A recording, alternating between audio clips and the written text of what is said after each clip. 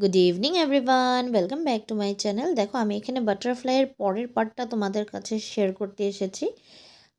আগের ভিডিওটাতে তোমরা দেখেছো, আমার লাস্ট ভিডিওটাতে আমি আমার মেয়েকে দিয়ে যেটা ভিডিও করেছিলাম, ওই ভিডিওটা আমি শেয়ার করেছিলাম তোমাদের সাথে। ওই ভিডিওটাতে যেটা ব্যাকে যেটা ও বাটারফ্লাইটা রেখেছিল বেঁধে পিঠে, ওই বাটারফ্লাইটি এটা বানাচ্ছি এখন বর্তমান।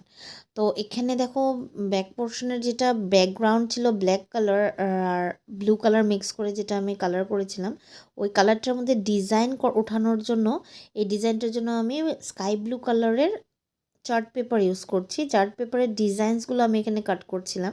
তো এই ডিজাইন্সগুলো আমি চার রকমের নিয়েছি।